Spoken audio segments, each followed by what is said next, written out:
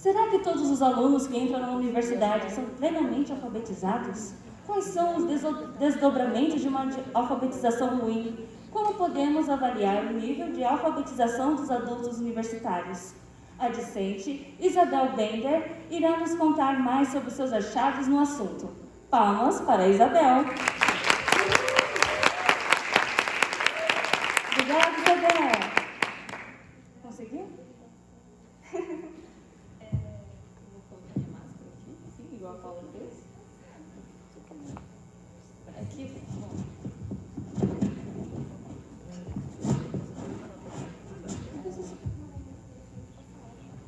Mas não vai estragar o microfone se passar álcool?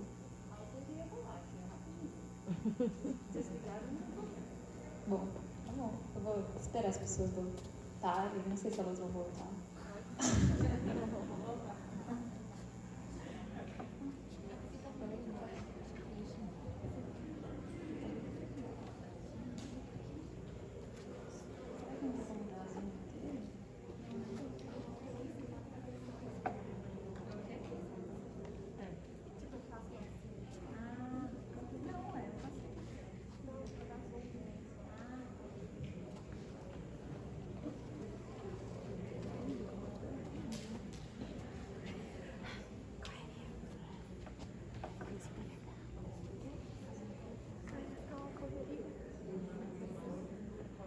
Nossa, eu soube que está na frente mesmo.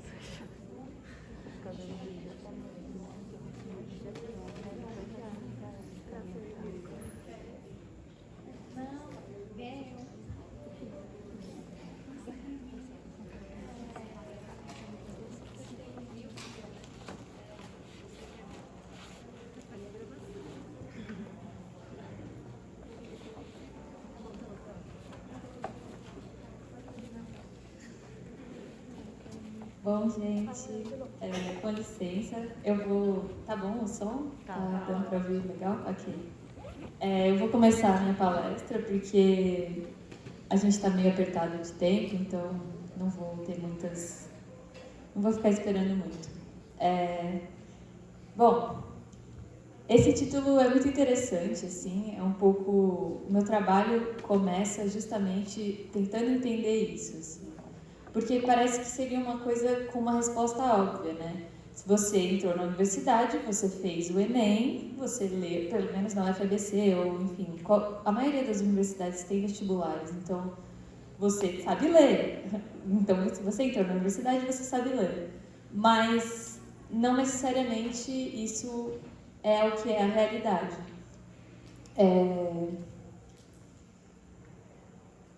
De acordo com um estudo que saiu esse ano passado, que é o SAEB, que é uma prova que tem tanto em escolas públicas quanto particulares, só 65,8% dos alunos do ensino médio, 65,8% dos alunos do ensino médio não sabem distinguir fato de opinião. Essa escala aqui é uma escala de proficiência na linguagem.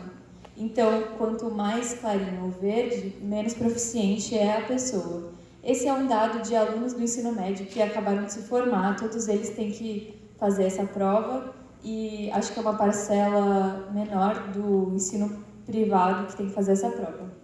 Mas se a gente reparar, se eu estou falando 65%, eu estou falando dessa parcela grande aqui. Só que, se você for pensar em plenamente alfabetizado, então... pessoas que são proficientes na língua portuguesa, a gente tem 0,1% dos alunos formados no ensino médio proficientes na língua portuguesa. O que isso significa? Isso significa que são alunos que sabem fazer inferência sobre o texto que eles estão lendo, que sabem entender o subtexto, que são alunos plenamente alfabetizados. E o que é surpreendente, porque você para pensar, será que eu estou dentro desse 1%? Será que eu fui plenamente alfabetizada? Será que minha alfabetização foi satisfatória? E o que a gente vai perceber é que não, assim, né?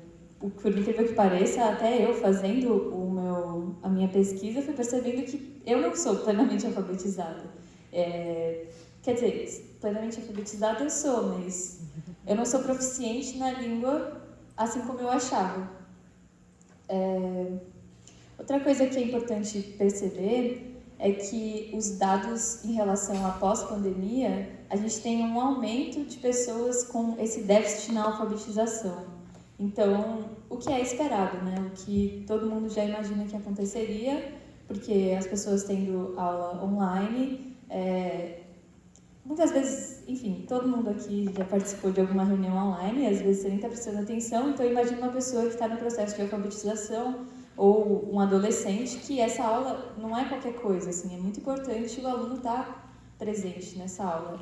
E, enfim, também com a redução de leitura, a gente tem, hoje em dia, muito menos o costume da leitura, assim, então a gente tem textos curtos na internet, dificilmente você vai abrir uma notícia para ler, então diminuição da frequência da leitura também é um fator importante para esses resultados.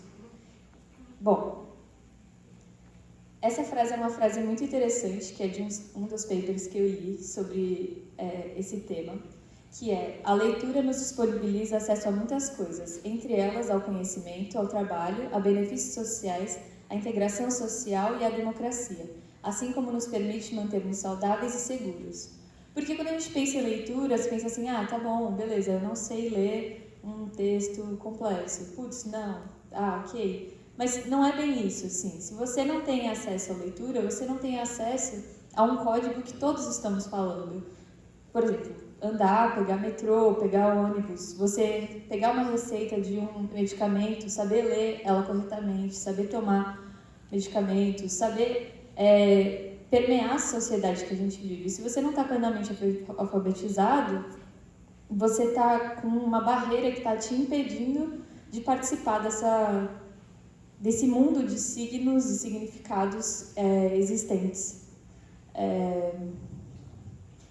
Bom, uma coisa que ficou um pouco chocante, assim, é porque, enfim, quando você vai falar, a leitura, a gente tem que trazer esses números meio chocantes, porque parece que é sei lá, eu não estou falando sobre cirurgia no cérebro, eu estou falando sobre leitura. E aí, só que aí, quando você vai pesquisar os números, mundialmente, 800 bilhões de libras são gastos em ações de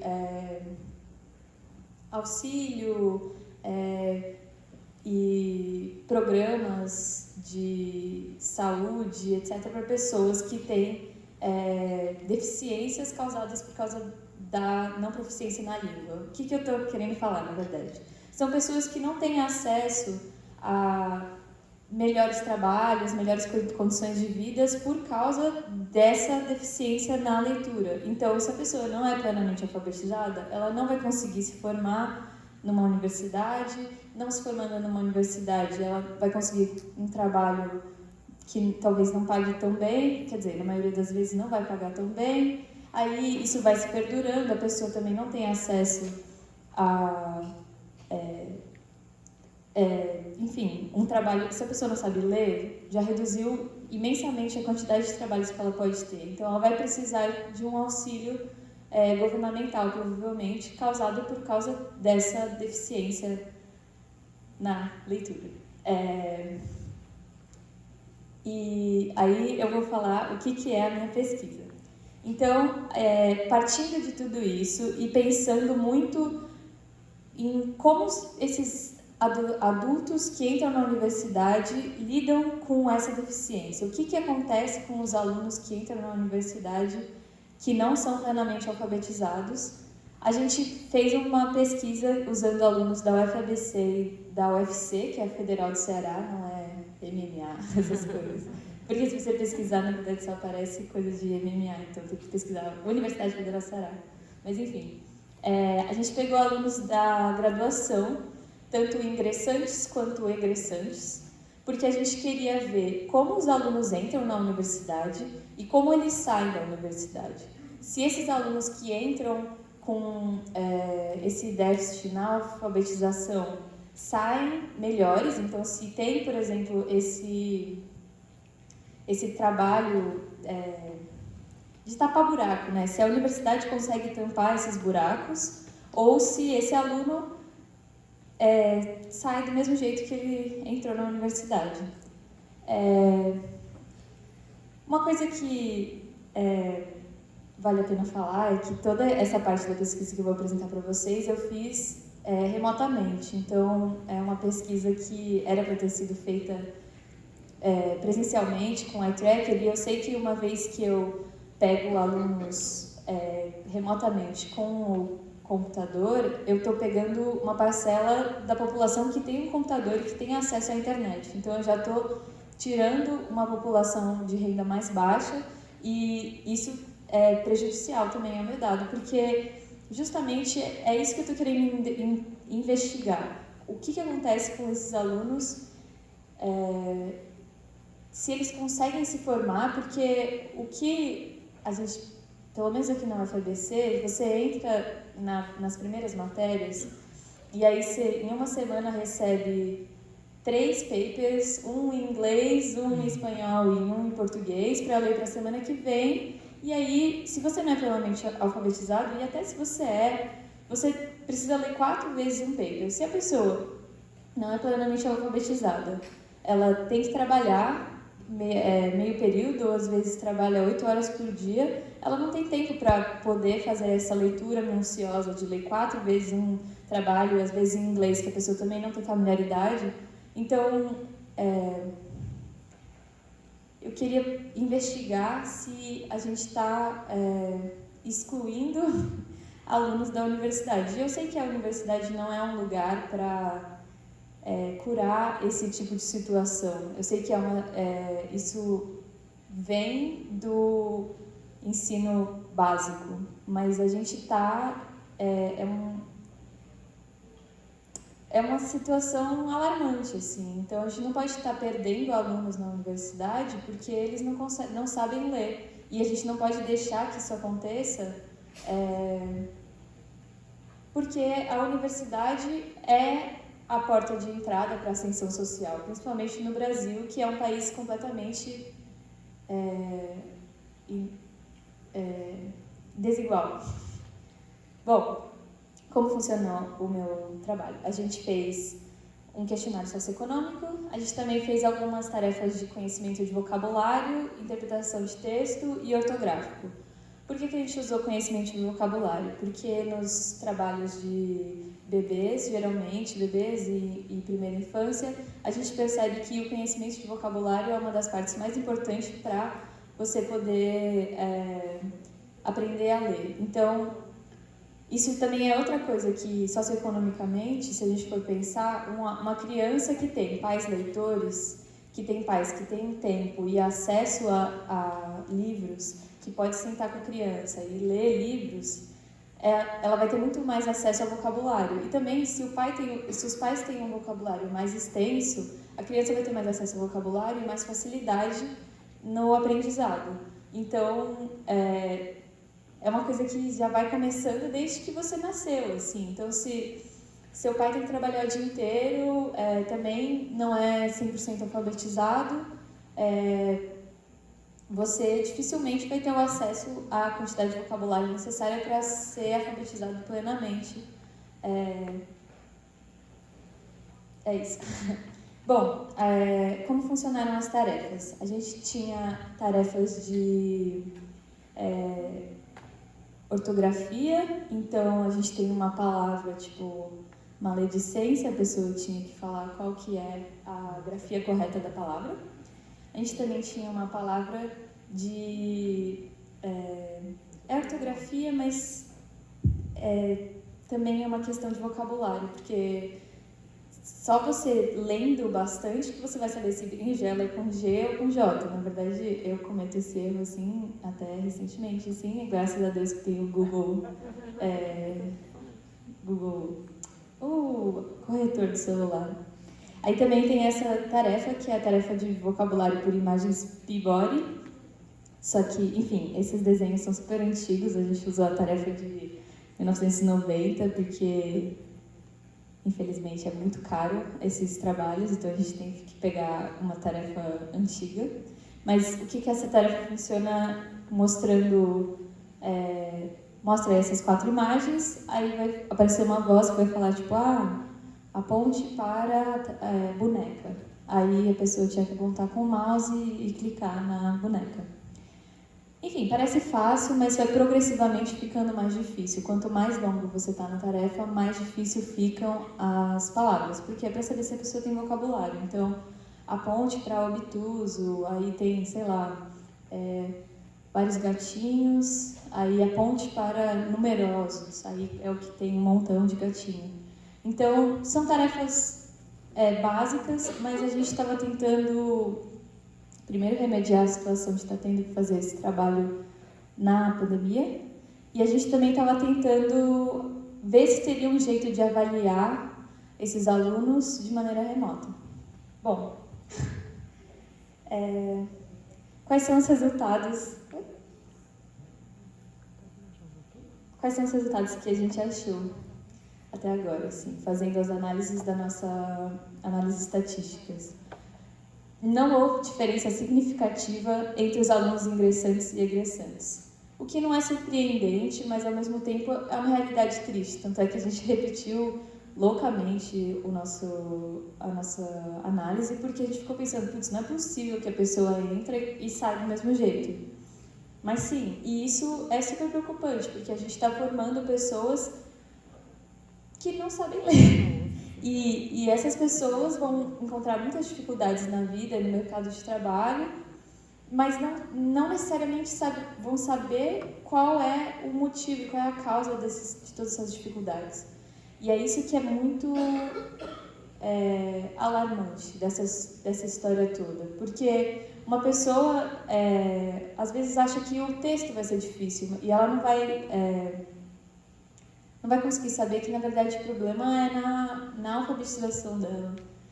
Enfim, é uma coisa que me deixa muito preocupada, assim, porque quando a gente pensa, por exemplo, nessa porcentagem de que 65,8% dos alunos do ensino médio não sabem distinguir fato de opinião, a gente pensa na situação do país que a gente tem atualmente.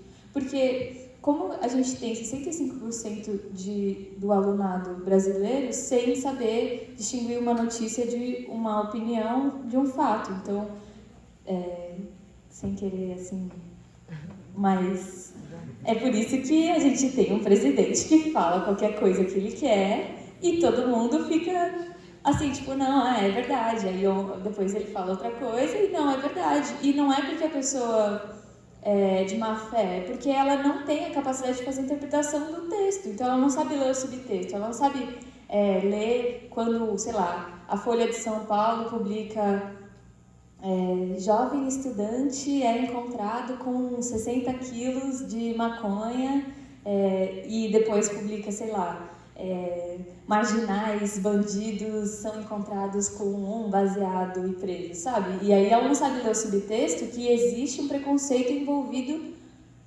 em escrever de notícias. Então, é muito alarmante isso, porque a gente fica à mercê de à mercê dessas pessoas, assim. Então, é muito frustrante, assim, pensar isso tudo. E, enfim, vocês não sabem o quanto eu xinguei fazendo esse trabalho, pensando em muitas coisas. Mas é isso. O que a gente também viu é que uma coisa super interessante, porque esse é um dado que a gente tem empiricamente, então você sabe que um aluno, um jovem de classe média alta vai ter mais vocabulário, mas a gente não tem esses dados na literatura, principalmente em português, até porque a maioria dos estudos que a gente se baseia são estudos em inglês, porque aqui no Brasil não tem tanto enfoque em fazer essa pesquisa, que os alunos de classe socioeconômica mais alta aceitaram mais a tarefa de vocabulário, que é aquela tarefa das imagens. E a gente também pode ver que, no comparativo, esse escurinho é o FABC e o clarinho é o UFC, a gente tem uma parcela muito baixa dos alunos de classes mais baixas. Então, a gente tem muito mais alunos da classe A, B1 e B2 do que C1, C2 D e E. E aí o que eu fico pensando, se a gente tem essa parcela bem mais baixa de alunos, poucas pessoas que conseguem chegar na universidade, que são alunos de baixa renda, e eles entram já com um monte de dificuldade, um monte de obstáculos, insegurança alimentar, várias dificuldades que nem estão no escopo da leitura. Como que a gente vai manter esses alunos na universidade? Como a gente vai quebrar esse ciclo da universidade ser para pessoas ricas e formar pessoas ricas? Então, enfim, eu sei que é Neurotalks e eu vou falar sobre neurociência, mas eu acho que é muito importante a gente ter essas discussões também, porque se a gente fica muito pensando na ciência brasileira, a gente também tem que pensar no Brasil que a gente está fazendo a ciência. Então, se a gente está fazendo uma tarefa, sei lá, de interpretação, uma tarefa de EEG, que aí você tem que pedir para o participante ler alguma coisa, e se esse participante não for plenamente alfabetizado? E se esse participante estiver passando por insegurança alimentar e ele estiver super cansado, com fome, vem fazendo seu trabalho? Isso são variáveis que afetam. Então, eu acho que pode parecer que eu estou aqui fazendo uma doutrinação, assim, mas não é isso. É mais, tipo, para a gente pensar também nessas facetas de fazer trabalho e fazer pesquisa no Brasil. Os dados de evasão universitária são muito alarmantes também. Se a gente olha a rede pública e a rede privada, a gente vê que tem... Isso são os dados de evasão universitária no primeiro ano. Então, são a quantidade de alunos que evadem as faculdades no primeiro ano.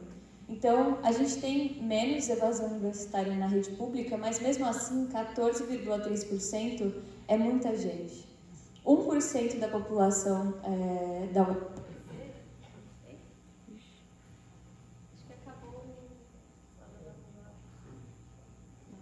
Acabou a bateria.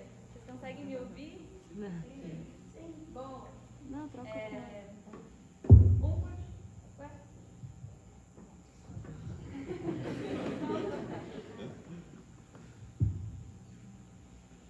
Oi, gente. Tá. 1% da população da UFABC... Putz, eu tinha esses cálculos, mas eu não estou com a minha colinha aqui. Mas dava aproximadamente, esse 14,3%, dava aproximadamente 2.221 alunos. Então, são 2.221 alunos que saem da universidade por diversos motivos. Pode ser que a pessoa entre e fale, tipo, nossa, nada a ver, não quero fazer esse curso. Mas a gente não pode deixar de se perguntar se essa evasão é causada justamente por todas essas dificuldades que são criadas por causa da má alfabetização. Bom, discussão sobre o trabalho. No Brasil, um profissional do ensino superior com ensino superior completo, em 2019, recebe aproximadamente R$6.000 mensais. Isso é quase 3 vezes o valor médio de um empregado com apenas ensino médio. Então, a gente está falando de uma questão de saúde. Tipo, uma pessoa que consegue se formar na universidade é uma pessoa que, querendo ou não, vai ter acesso à renda e vai ter acesso à qualidade de vida. Então, a gente não pode deixar que esses 2.221 alunos saiam da universidade por causa de dificuldades que podem ser contidas, que podem ser trabalhadas, que podem ser remediadas. Eu sei que a gente não pode ficar remediando só, isso é um problema, uma discussão para outra hora, mas isso é um problema urgente, assim. Você pode ser que você esteja na sala de aula, enfim, eu sei que nem todo mundo aqui é aluno, mas você pode estar na sala de aula e pode ser que seu amigo saia da universidade porque ele está passando por tudo isso de dificuldade. E o Brasil, em 2021, o índice de Gini deles, que é o índice de concentração de renda, então, quanto maior o índice, se fosse um índice de Gini 100, quer dizer que quase 100% da renda está concentrada em uma pessoa só. E o índice de Gini brasileiro em 2021 foi 89,2, o que significa que tem uma concentração de renda tremenda. Então, a gente tem uma maioria brasileira avassaladora de pessoas que são de baixa renda. Então a gente não pode ignorar, tapar o sol com a peneira e falar, não, beleza, sei lá, tô me formando, tô na UFABC, entrei porque eu consegui, e é isso. Só que tem que entender qual o caminho que se foi trilhando e como isso pode ter sido diferente das outras pessoas. E também, outro dado muito importante é que o Brasil pós-pandêmico, a gente tem 125,2 milhões de brasileiros passando por insegurança alimentar, que significa não saber o que você vai comer no dia seguinte, não necessariamente passar fome. Mas a gente tem 33 milhões de pessoas passando por situações de fome, ou seja, insegurança alimentar grave. São pessoas que não têm o que comer. Enfim, se vocês quiserem olhar, depois eu disponibilizo tudo isso aqui. Eu tenho todas as referências bonitinhas, só para vocês não acharem que eu estou inventando dados, mas são dados alarmantes, porque eu fico pensando muito nos meus colegas, nas pessoas com as quais eu permeio. Esse número de pessoas passando por insegurança alimentar é gravíssimo. Então, como uma pessoa vai ter capacidade de ler um texto 5 vezes se ela está tendo que trabalhar, fazer faculdade e não sabe ler e está passando fome? Tipo, enfim, é isso. Aí, neurociência, vou abrir para neurociência. O que a gente vai fazer na minha pesquisa depois de toda essa pesquisa que a gente fez online? A gente vai fazer avaliação de leitura por meio de eye tracking, que é o rastreador ocular. Por quê? Porque a gente quer ver se o eye tracker e se a maneira da pessoa ler é um bom jeito de avaliar se ela é um bom ou um mau leitor. Então, a gente está mais ou menos criando maneiras de medir, mensurar todas essas questões, assim. Então, aqui eu vou dar uma rápida recapitulação de como funciona a leitura, assim. Mas a gente tem o olho e a gente tem a fóbia, que seria o pontinho de onde você foca. Então, você bateu o olho no lugar, você está olhando com a fóbia nesse lugar.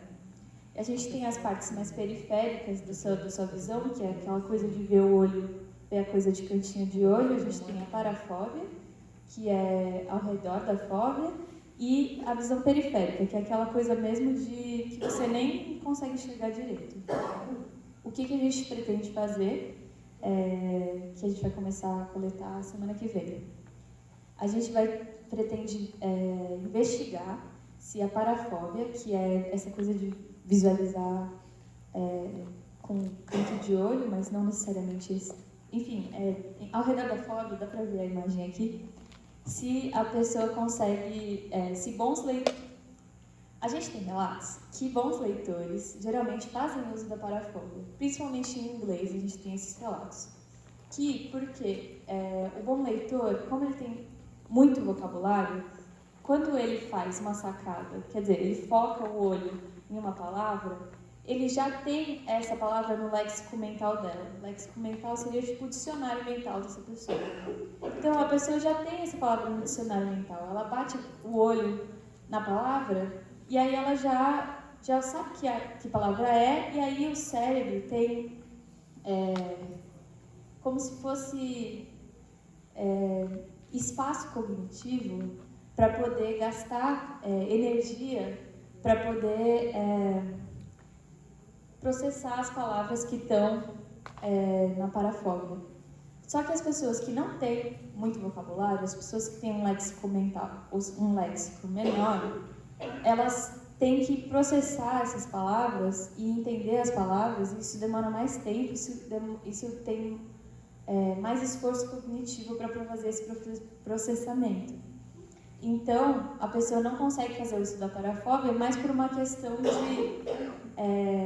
quando ela terminou de processar essa palavra, ela vai para a próxima e ela não...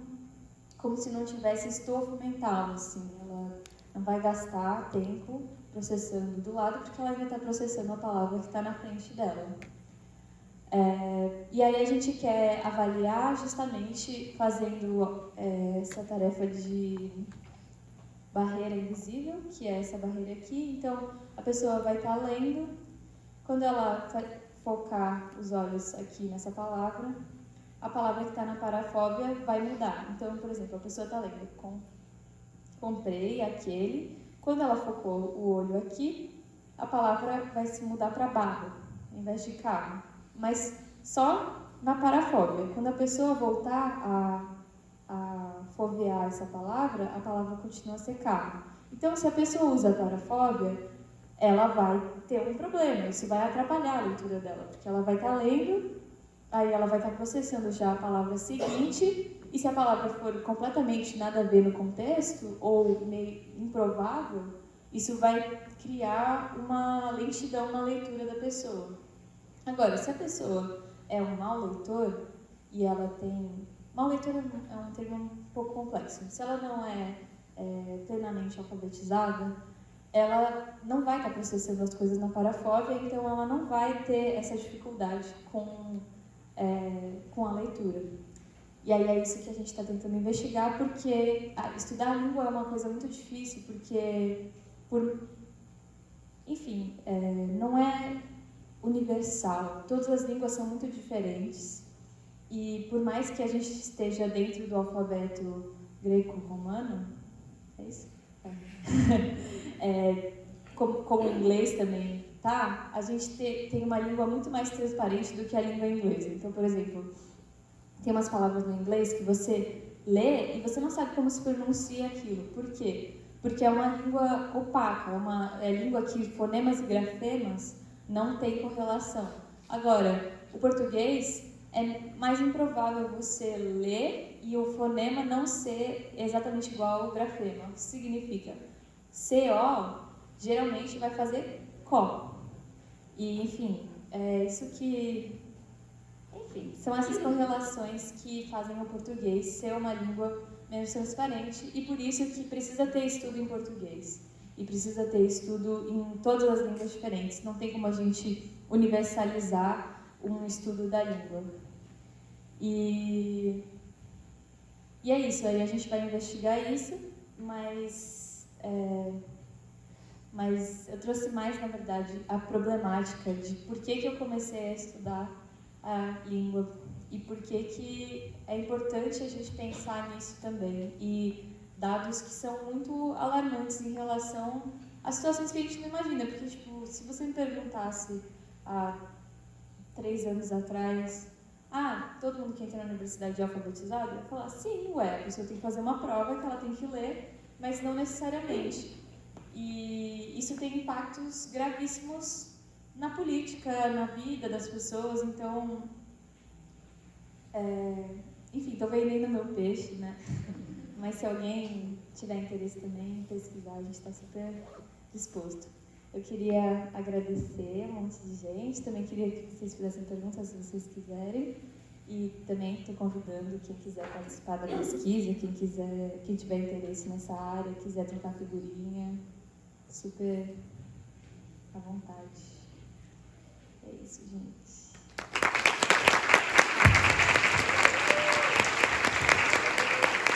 Temos perguntas?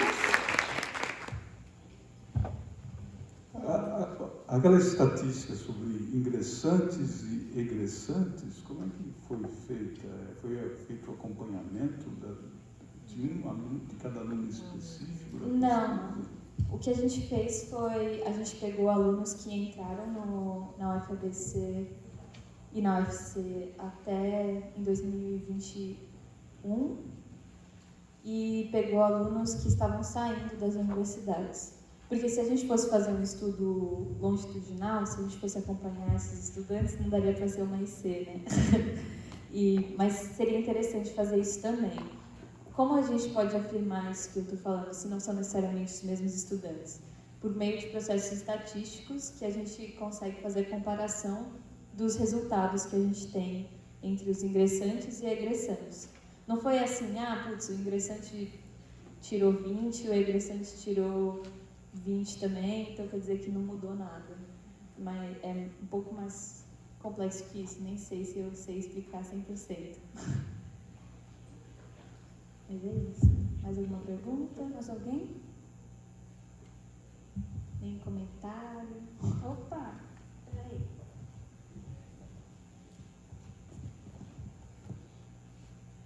não, pergunta de professora não pode.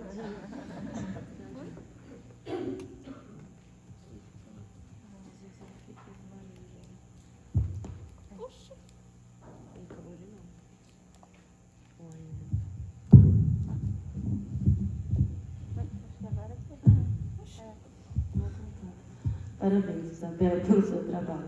Eu queria só perguntar se vocês usaram como uma covariável, uma medida importante, essa diferença de nível socioeconômico, nessa comparação entre ingressante e egressante, supondo que talvez os de mais baixo tenham uma modificação maior do que os de mais alto, não sei. Sim, a gente comparou também. As variáveis que a gente comparou nível socioeconômico, o grupo, então se é da UFC ou da UFABC, para ver se tinha alguma diferença, até porque a gente sabe que a gente está no eixo sudeste, eixo Minas-São Paulo, então a gente tem muito mais recurso aqui, pelo menos. Eu sei que a UFABC é uma das universidades que recebe mais recurso do governo, assim.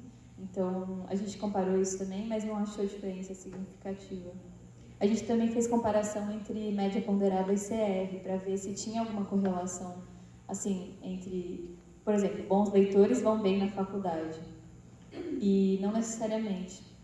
Mas eu acho que esse dado foi enviesado principalmente por causa da pandemia, porque na pandemia a gente tem uma maluquice que aconteceu com as médias, todo mundo foi super bem, assim, então não tem como a gente comparar isso honestamente. Assim.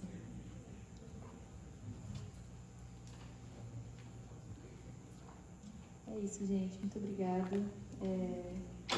É isso.